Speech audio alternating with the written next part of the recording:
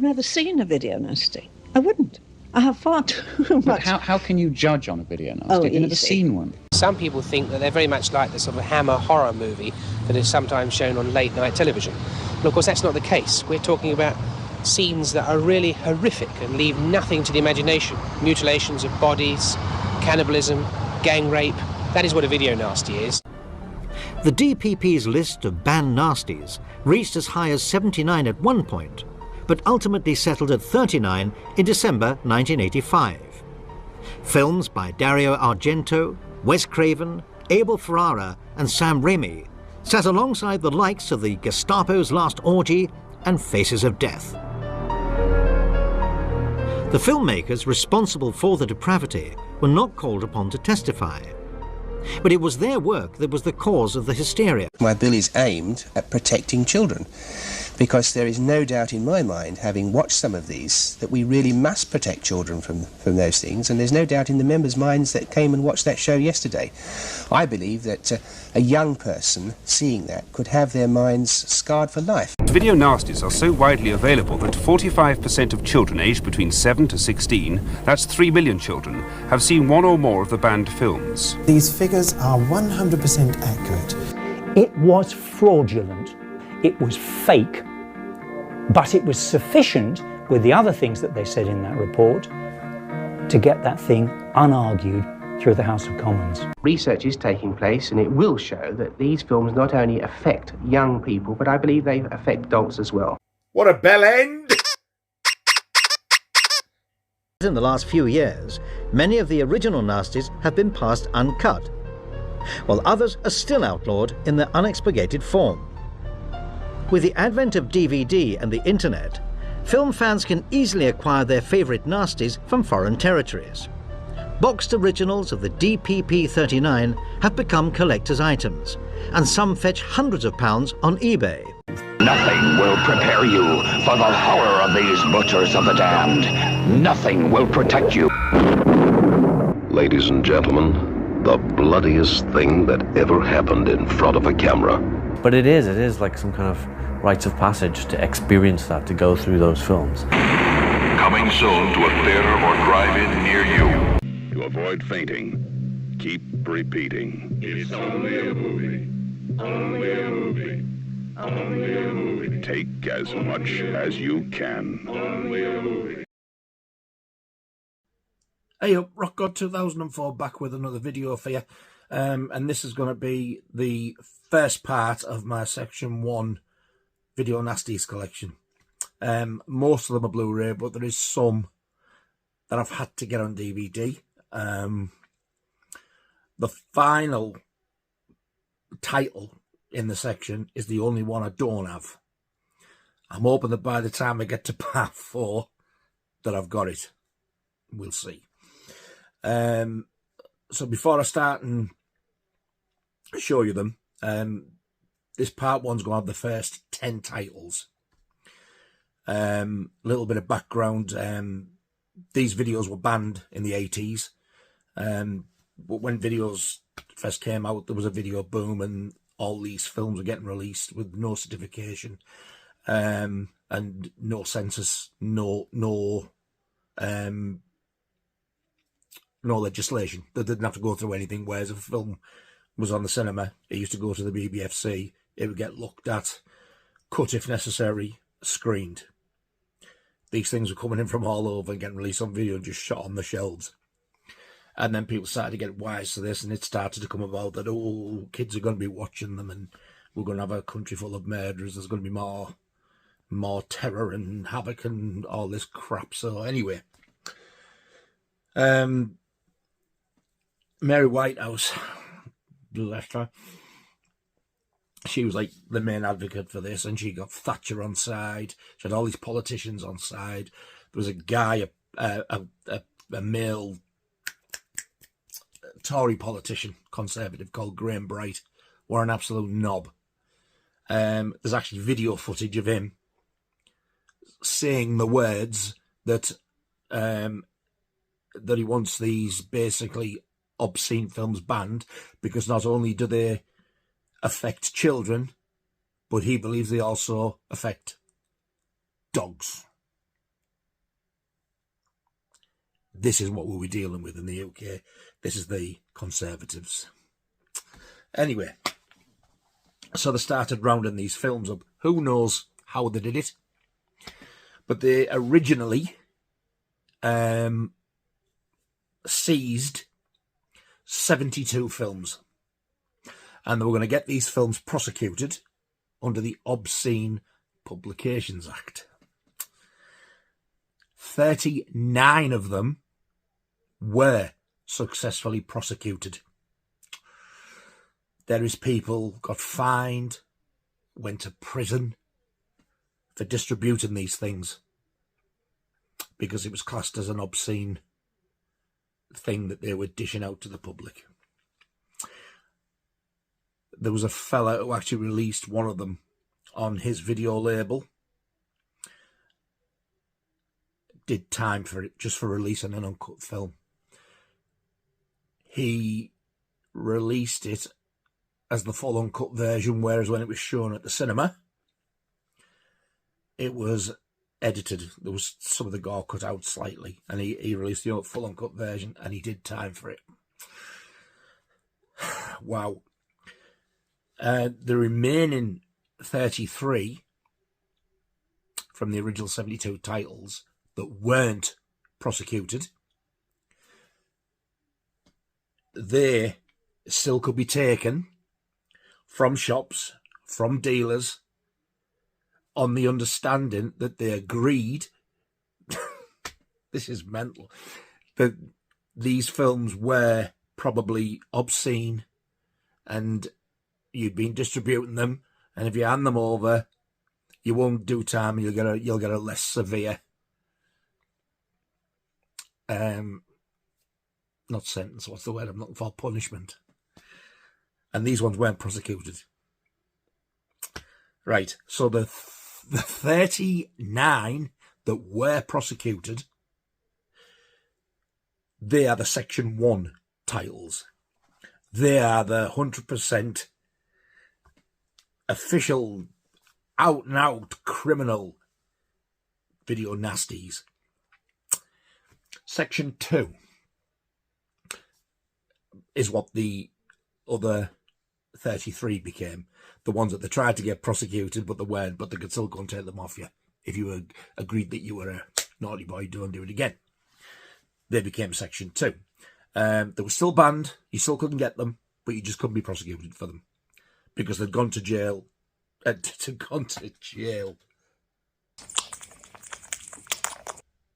gone to court and been proven like not guilty of being obscene. Dear me. And even after that, they started raking all other things in, and they got another 80 odd films which became Section 3. They weren't prosecuted either. There was no fines or anything, from the best of my knowledge, from what I can remember, but they were just taken off the shelves anyway. Yeah, I'll have that. And they became the third list. So although there is a lot of films on all three lists, the Section 1, Section 2, Section 3, I personally still call them all video nasties because they were all put together in the three lists.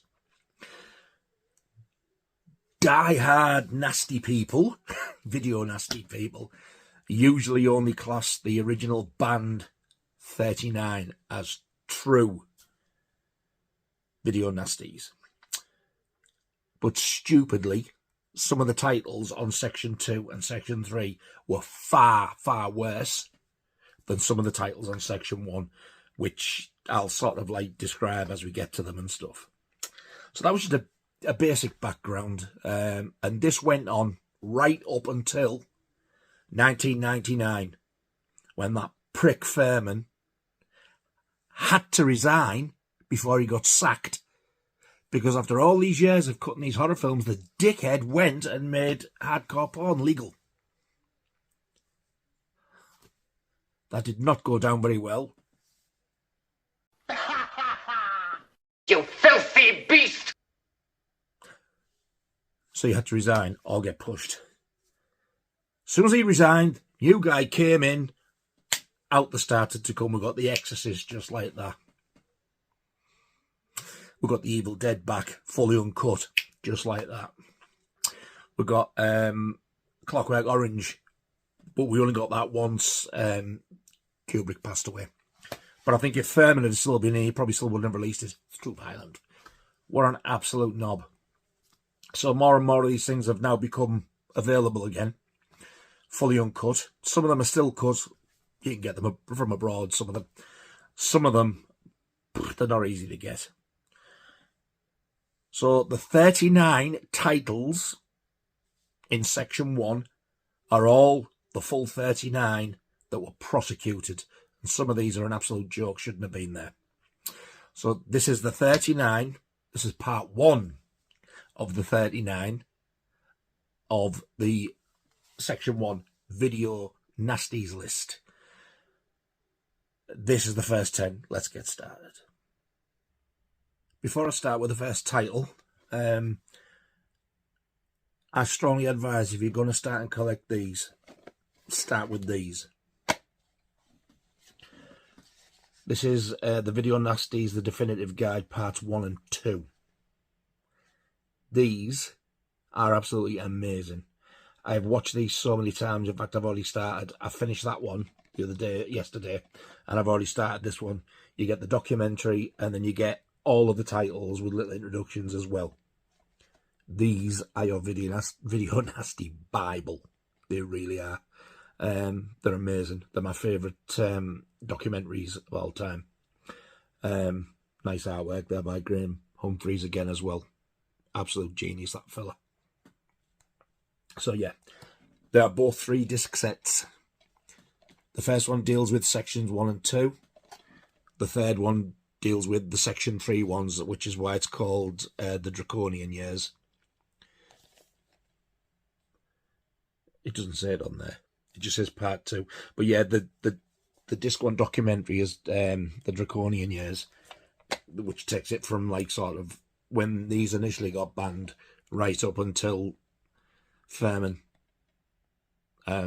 resigned, and how it still went on with the likes of Child's Play 3 and stuff like that. If you've not seen these, you are really missing out. These, if you want the Video Nasties and you're a big fan of them and you're going to collect them, these are essential. You need them. Video Nasties Definitive Guide, Parts 1 and 2. The first title on the list wasn't necessarily the one that was first banned, but they did the list in alphabetical order.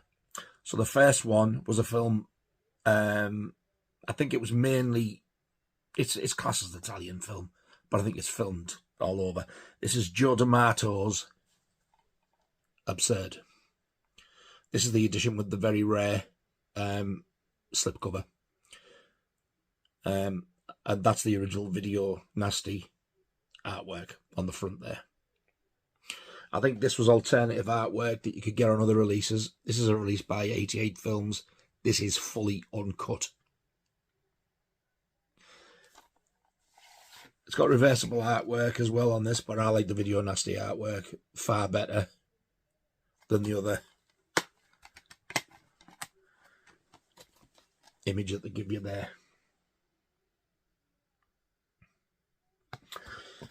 So the basic premise of this one, with this one as well, you got a very limited Video Nasties booklet which goes through the full 39 banned ones. So this starts with it's basically a priest hunting this serial killer. It's more like a slasher film. And there's also a house in it where there's a teenage girl who's in she's bedridden. She's got a big neck brace on. She's got a little brother, and somebody comes and babysits them while the mum and dad go to this house. But this guy who's going around killing people, we don't really get the explanation for it, but or if we do, I can't remember it. When he gets injured or gets any wounds or anything like that, his flesh heals without an operation. He doesn't talk. But this is actually a really good, like, low budget film. The guy who plays the killer is the same guy who's the lead in the next title, and this one I've heard it's been thrown around that it was supposed to be loosely a sequel to the next one. It's not. It's a totally different character and it's a totally different story. This one is about a serial killer. It's more of a slasher film. The next one is more like a zombie. Both of which have totally different endings and they're not connected at all, apart from it's the actor. But this is definitely more fast-paced than the one that came out before it. I think this is well worth getting. I've watched this again since I got this, and I thoroughly enjoyed it. And I would probably give this a strong 6 out of 10. So that is Joe D'Amato's Absurd. Second film on the Section 1 list is again from the same director, Joe D'Amato. I've got 2 versions of this. They're both on 88 films, and they both have exceptionally rare slipcovers. And this one is for Anthropophagus the Beast. That one came out first. Very, very limited slipcover. Again, it's got reversible artwork, but I've kept it to that because I like that better.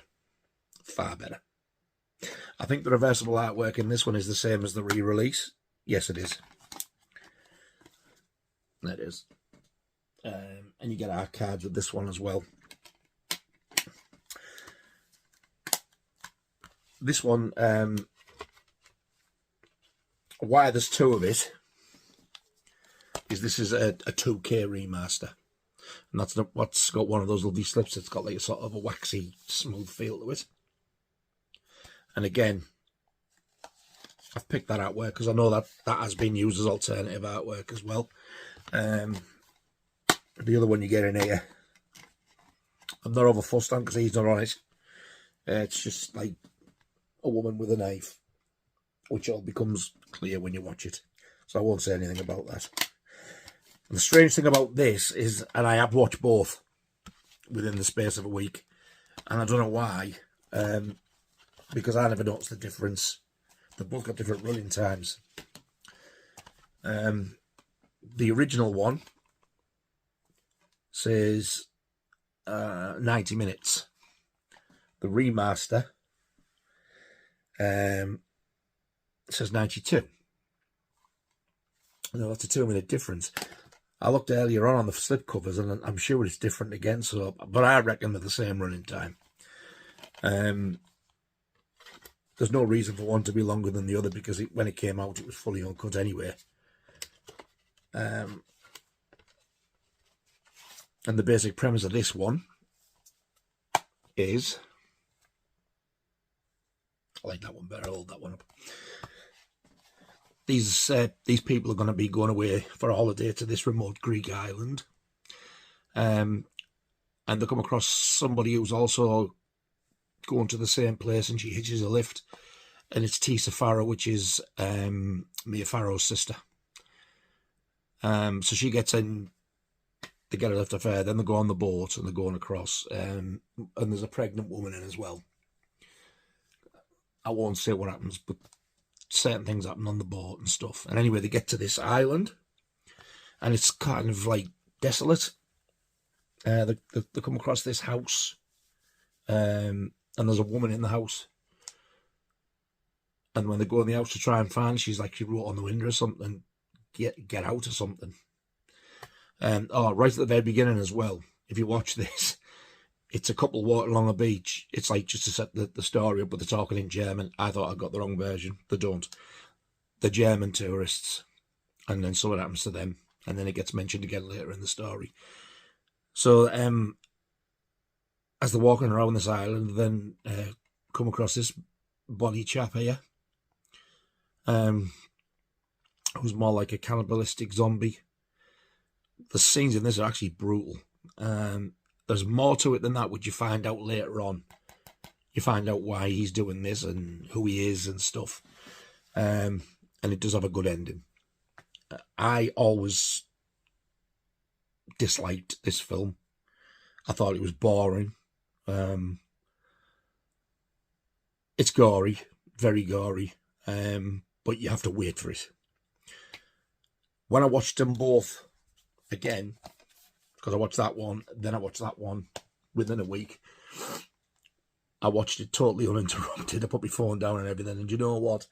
I actually really enjoyed it. I've never ever said that about this film. It is slow. Stay with it. Keep sort of up with it. Don't drift off, because you'll lose it. And it's definitely worth watching. There is a famous scene in this. It's awful. It's got something to do with the pregnant woman. That's all I'll say. Just brace yourselves, because it's a bit shocking. I'd probably give this one a 5 out of 10 on the grounds that it is slow, but it's nowhere near as bad as what I expected it to be from what I remembered. I've watched it like 3-4 times before and I've never liked it. But I actually obviously was playing on my phone too much, but this time I thoroughly enjoyed it. So that's the second one on the list. That's Anthropophagus, the Beast. Third film on section 1. This had to be raked in because of the title and the cover art, because this is not offensive at all. This is directed by Frederick Friedel. I forget his last name. This is Axe. That is actually on the video nasty cover. This Blu-ray from Severin in the States, and you get a bonus film on called Kidnapped Coed. It's the same director, Frederick Friedel. It's actually a decent film as well, the bonus one. Axe. The basic story is the main character in it, the main girl in it, is called Lisa, and she lives with her, I think it's her granddad, don't think it's her dad, and this pair of blokes who are like armed robbers and stuff that look like, I don't know, somebody at Reservoir Dogs with flares type of thing, fancy themselves as big gangster men, and they turn up at their house and they try and do stuff, not very nice stuff, but Lisa's not happy about this, and it's just, it's more of a drama than a horror, to be honest. It's very, very low budget, but it's a cracking story, and it's quite tragic. You feel so sorry for the granddad. You feel so sorry for Lisa. There's nothing offensive in this apart from there is a bit of a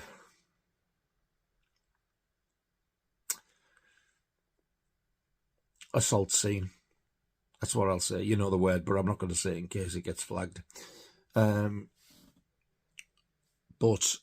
apart from that, it's just a really canny little film.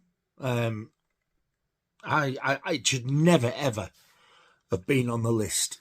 This is one of the ones I was saying, like, how the hell that got on the list. And then you get some of them on section 2 and 3, which has got animal cruelty in. Didn't even get on here. It was the title and the artwork. This was how stupid it was. Oh, Axe, I bet that's bad. Get that in. It was ridiculous. This edition, you get both films on the same disc. The alternate title for Axe is Lisa Lisa. And the other disc is actually the soundtrack for both films, which is really strange. I've never played the soundtrack. I don't remember the music in the film being that great, but I haven't seen it for a long time. But I have watched Axe a couple of times. And if you like low budget films, you should like this. It's not slow, it's not garbage. For saying it's very low budget, it's pretty well acted, to be honest.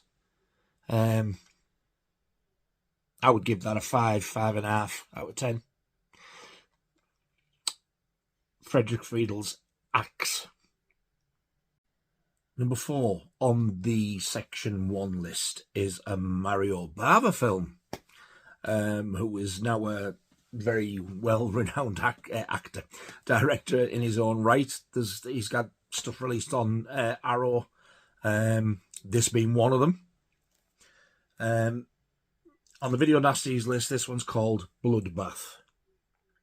And that is the Video Nasty artwork. If I remember rightly, this was on the Hakushin label. Hakushin. Its sort of main title that it goes by, because it goes through many, is A Bay of Blood. I was going to show you the artwork, but that's another different one. With these window box sets, you always got like loads of different artworks to pick from.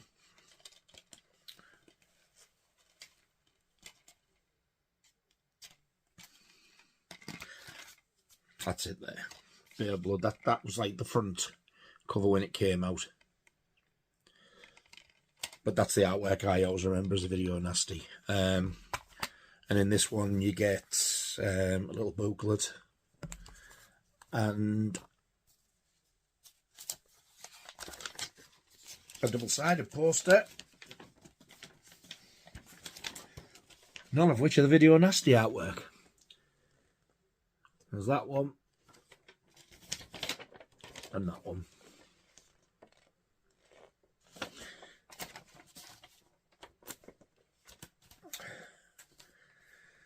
This has been likened to the original Friday the 13th in parts, not fully. That's the disc you got then. I think this is long overdue another re-release, because this hasn't been this hasn't had a re-release since this come out, and this came out in 2010. So it's been out a canny while, this one. So the basic plot is, I was going to say Baroness, but I've just had a quick look there. There's an old woman in it. She's like this rich old countess, and she gets bumped off at the beginning, and then the next thing you know, all these young ones are sort of piling in to spend time at this mansion place and that. It's basically to see who gets the inheritance, and they do start getting bumped off one by one. I think why this is likened to Friday the 13th is there's a scene in it which is identical just about to, you know, the couple in Friday the 13th Part 2, where the spear goes through the pair of them. It's that redone. Oh, this one was done first, actually. Friday the 13th, they'll pinch it up this. When did this come out?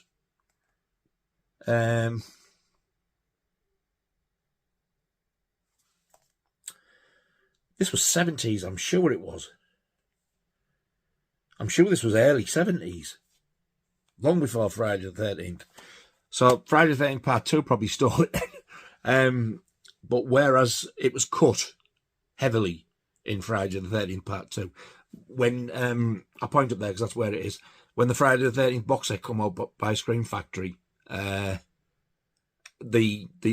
deleted scenes from Part 2 were found on an old VHS, so they're included, and it shows you that scene fully intact. And it's kind of similar to this. Very similar, in fact. I must admit the Friday the 13th one, to me, from what I remember, does look better, though. It looks a little bit more realistic. It's brutal. But I think that's the scene why this gets compared. The last time I watched this was the time that I enjoyed it the most. But the ending I found a little bit confusing as to who it was. I can't really say no more without spoiling it, to be honest. I was thinking, well... Anyway. But I'm due to watch this again anyway, because this is a really good one. I would give this probably a... I'll say a 6.5 out of 10. These have probably changed as well, a lot of these. Some of them have got them in my estimation since I did the Video Nasty live streams with John from Mondo Chelloveck. I'll leave a link below to his channel. Especially Anthropophagus, I think I give that a 2 or a 3, whereas now it's gone up to like a 5.5. Or a 6, whichever I said. I can't even remember now. But I think this one's gone up as well. But this is a pretty good one. Mario Bava's Bloodbath, number 5 on the section 1 list. I can't even really give you a basic storyline about this, but this is a cracker because of who's in it. This is also one of the most, if not the most, if you want the original cassette, it's the most expensive to get. The director of this is Ivan Katansky, and this is The Beast in Heat. It's just a Nazi exploitation film. Are they called Nazi exploitation? I can't remember now. But it's one of them. But for me, it's one of the better ones because it's funny. I mean, if you look at the front cover there, that is actually the Video Nasty art as well. That looks like a proper Neanderthal man, but when you see him for real, that's him. He's actually in another Video Nasty, which is later on. And he's just as bad in that. According to this, the caged ogre is called Salvatore Baccaro, a.k.a. Boris Lugosi.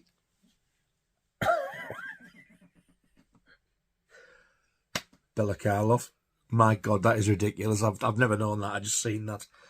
So this is just basically another Nazi exploitation film, and it's funny because of the way he goes on. That says it all. He sounds like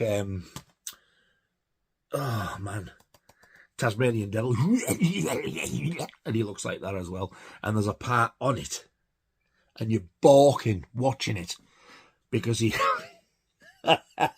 he's chewing on this woman's pubic hair, which is cut off. It is ridiculous. The woman who was in charge of this camp, which is her there in the white coat, can't really see it very well on there. She's just the most sexually depraved woman you pretty much will ever come across. Nice artwork on the disc as well, same as the front cover. I mean, yeah, there's violence against women in it, but there always was in these type of films. This, to me, is not offensive. It's just funny. I've heard people say that it's horrible, which makes me laugh because this film is entertaining. It is, but for the wrong reasons. It doesn't horrify you. It's this. If you ever have film nights, if you've got like a group you get together on the weekend and watch films together, get a few beers in. This is the one. Hunt it down and get it. As I was saying, if you want the original VHS version of this, it costs a fortune. I know it was going for hundreds, but I'm sure it's into the thousands now. I think this one was because there was not that many made. I'm assuming because they didn't think it was going to do well. Most of them got incinerated. So if you ever see one of them, comment below, let me know how much you've seen it go for, because the price of this is ridiculous. Another one on the list which goes for pretty much nearly as much. It used to be one of the expensive ones, but this took over, I think, is The Devil Hunter. Apparently that one's quite hard to get hold of as well. So that is Ivan Katansky's comedy classic, The Beast in Heat. Number 6 on the Section 1 list. I'm pretty sure this is one of, if not the oldest film on the list. This is from 1964. Wow. And this is This is a bit of a classic as well. This is really, really low budget. But this is from the gore master, Herschel Gordon Lewis. And this is Blood Feast. That one there. Part of the Blood trilogy. There was Blood Feast, Colour Me Blood Red, and 2000 Maniacs. And this one is released by Something Weird Video, and it's an Image disc. Now, Image Entertainment, their stuff normally costs a fortune. I do have the massive Herschel Gordon Lewis box set up there, which I have done a video previously on. I'll leave a link below to the box. There was 2 box sets released. I've got them both. So I'll leave a link below to the video if you want to watch that, and you'll see like better versions of it. I use this one because it's easier to handle for things like this. But this is such a good disc. 3 films in one. But only one of them made it to the Nasties list, strangely enough. 2000 Maniacs, I do actually remember being on video in the video shop. Little did I know it was by this fella. So Blood Feast was the original gore, not splatter so much, gore film. That there, as you can see there, she got blood coming out of her mouth. He actually cut her tongue off. Now, when you consider for 1964, that must have been horrific. I think this was one of them where they were running out, throwing up and fainting and that, because at the time it was horrendous. It only goes on for about 1 hour and 10 minutes. It's a very short film. Might even be 1 hour and 5, I can't remember. It's not long. It's basically this young lass's birthday coming up, and her mum wants to do something really special for her. So she goes to this shop, and it's a proper old-fashioned shop. I love that scene, and so does John, because when you go into the shop, you see all the old tins and stuff that was out in the 60s. It's amazing. All the old food and the jars of sweets in this shop. And the guy who's in this shop, he does catering. So she wants to book something special. So he says, like, well, what type of thing you're looking for? He seems weird. Somebody opens his gob, he's weird. And she goes, well, what do you suggest? And he goes, have you ever had an Egyptian feast? Oh, that sounds exciting. So, yeah, we'll have a bit of that, like.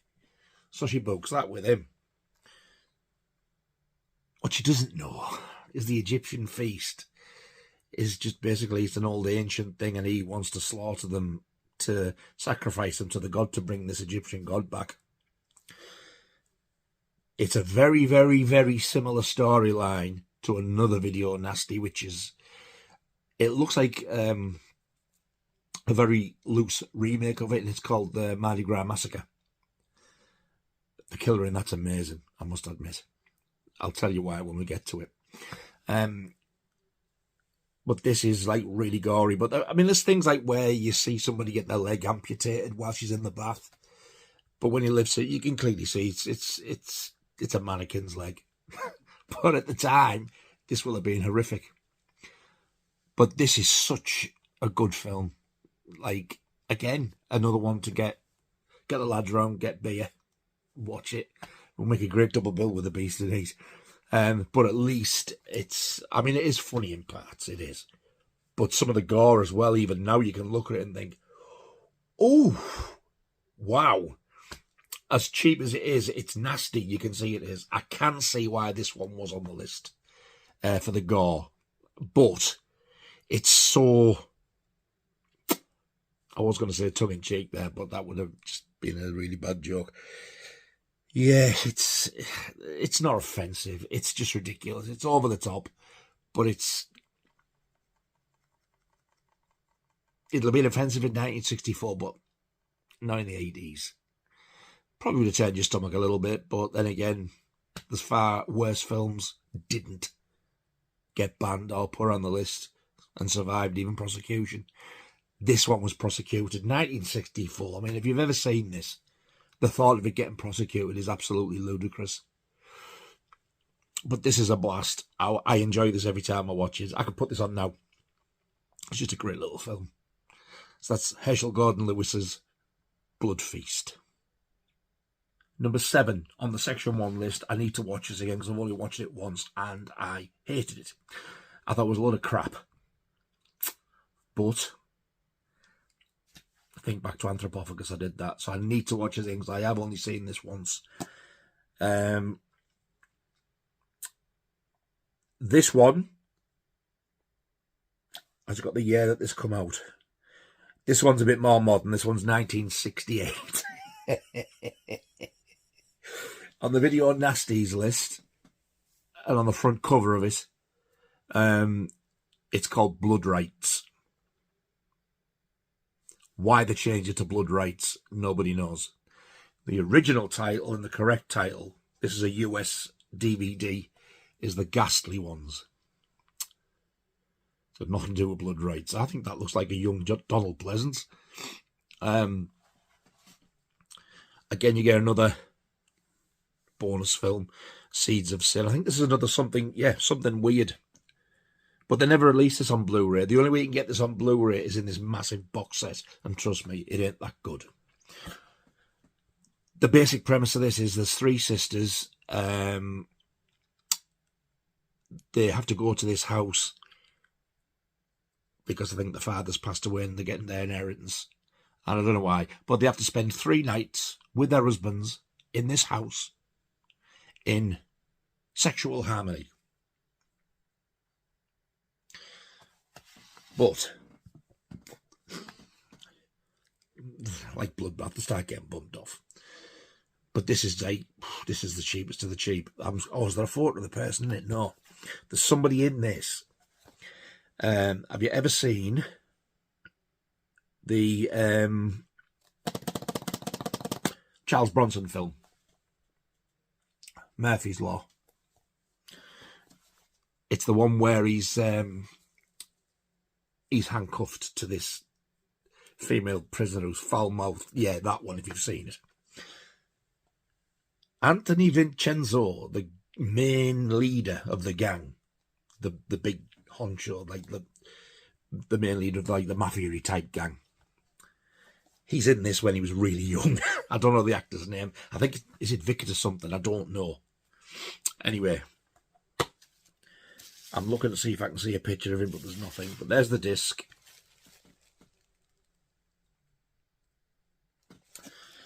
I haven't watched the bonus film because I was that disgusted how crap that the Ghastly Ones, Blood Rights was.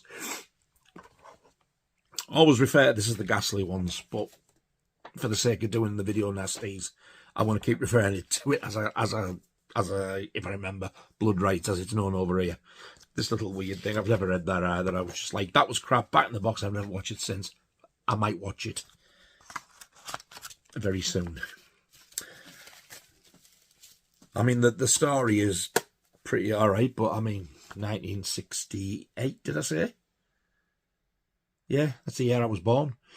It's pretty gory for its age. It's not as bad as Blood Feast. The gore's much more sort of realistic and brutal in that. This one is directed by Andy Milligan. That's it. It's either Severin or Vinegar Syndrome. I think it might be Severin have brought out an Andy Milligan box set. And it's in there on Blu-ray. If this comes out on Blu-ray, yes, I will upgrade and get rid of this. I know John's just got this one. I seen it on his video the other day. He's been after this one a while. I don't know if he's watched it or not yet. He'd probably like it. He astounds me at some of the stuff he does like. But yeah, not the greatest one at all, by any stretch of the imagination.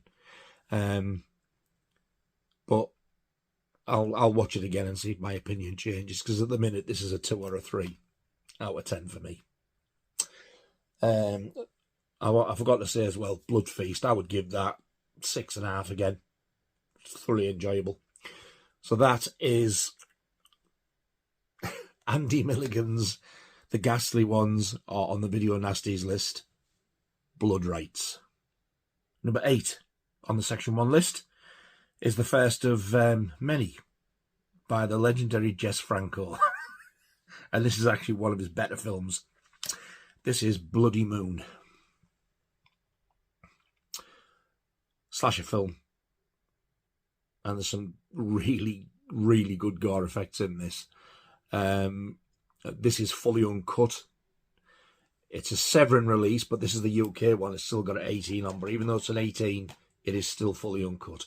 I did want the US one without the 18. It'd be nice to get the one with the slip, but it's expensive. So I opted for the cheaper option and got this.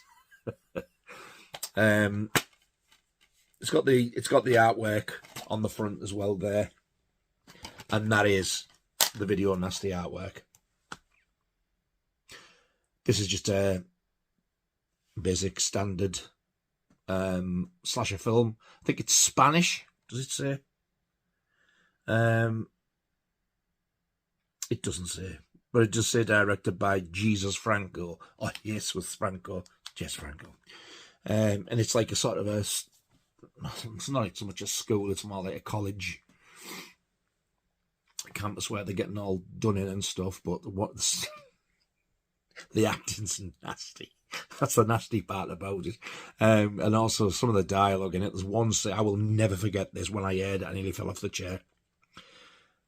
I can't remember the exact wording. It's either, I bet he doesn't even like girls, or I bet he's never even done it with a girl.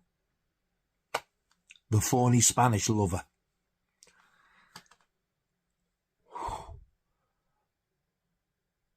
You always hear people, get away from me, you phony Spanish lover, you phony English lover.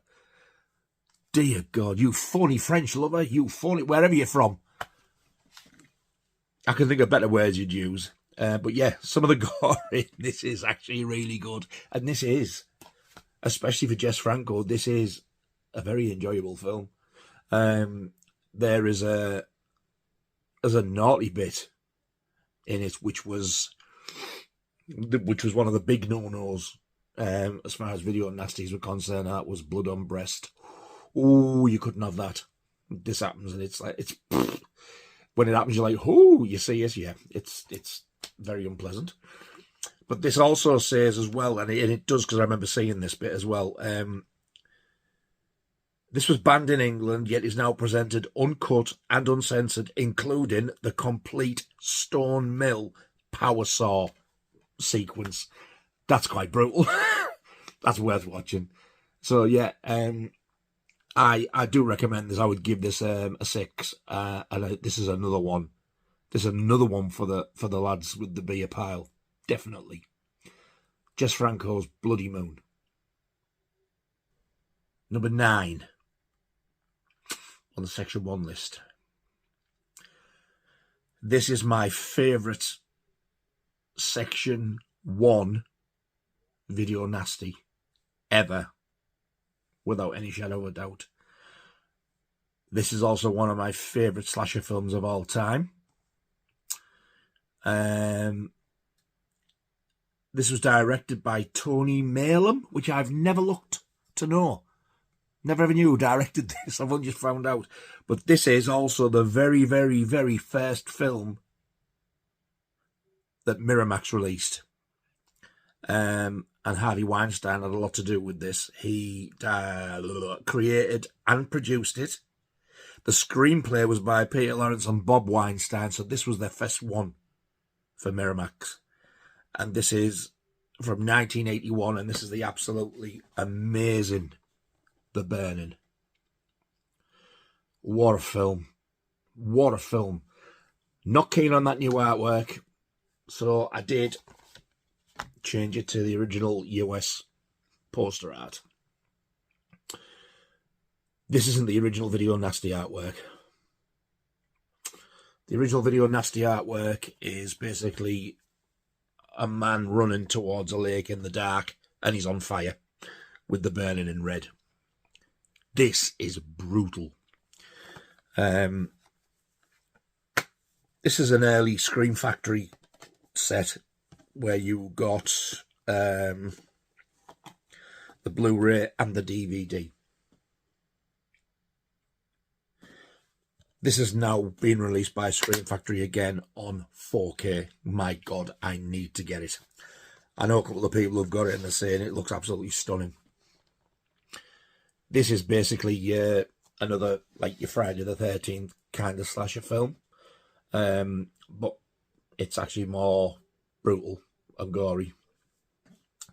Tom Savini did the special effects on this, and this is Tom Savini at his best, because my God, I can understand this, how this got cut back in the day. When I first had it, I had the X rental, but what I didn't know is there's two versions of the Video Nasty tape. There's one of them has the date stamped on it. I think it's November, something of November 1983. It's got that stamp on the actual cassette label. That's the cut one. If it doesn't have the stamp, you've got the fully uncut one. And I remember arguing with somebody who I used to work with at a telly shop. And he said to me, oh, when this woman gets it and like the knife or whatever it is goes in and he twists, I was like, no, it doesn't twist, goes in. No, George, you twist. I went, it really doesn't. And then there was another scene that he described. I was like, I've seen it. I've got it at home. It doesn't do that. He went, well, the one I had did. And I didn't believe him. Then I found out. Yeah, it did. This is the fully uncut version, and it's brutal. So when he was about the twisting, yeah, it's there. It is there. I'd never seen it before. I did have this on a German DVD, and then MGM released the US DVD of it, both of which were uncut. The German one, the picture quality was pretty naff. But this is, wow. So God knows what the 4K is going to look like. But my God, if you like stuff like Friday the 13th, Sleepaway Camp, even Halloween, like, you know, typical stalk and slash campfire stuff, if you haven't seen this, you're going to love it. You really are going to love this. The soundtrack is amazing. And I've got it on vinyl as well. It's by Rick Wakeman, who used to be in Yes, the keyboard player of Yes, but he also had a solo career. He does the music of this. It's fantastic. The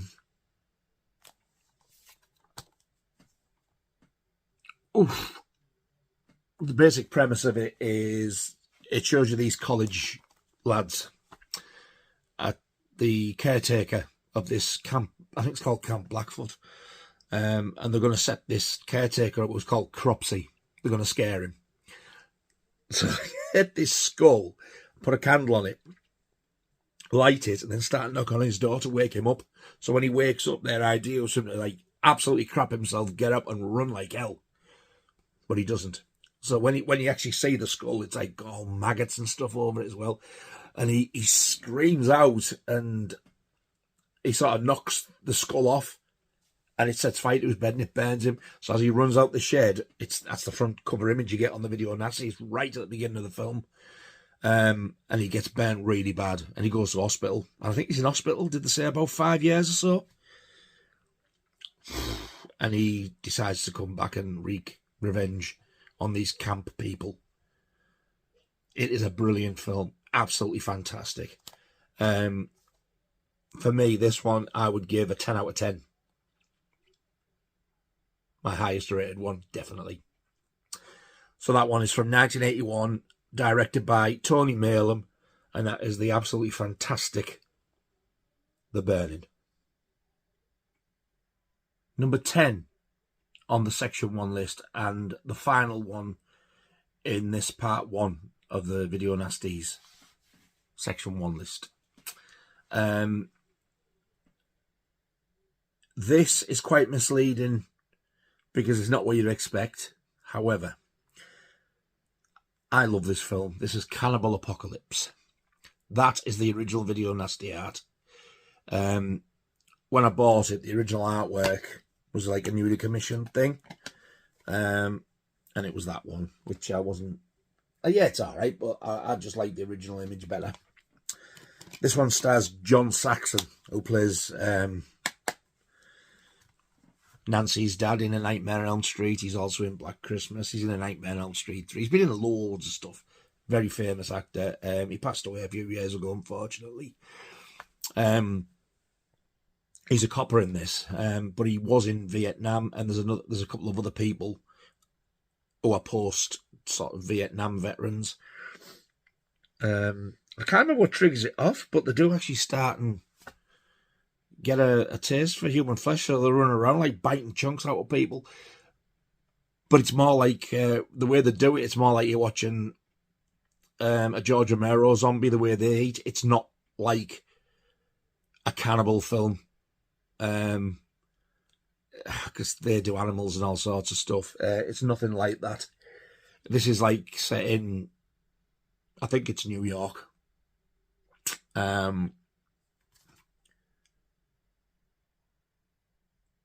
It's definitely America. I think it's New York.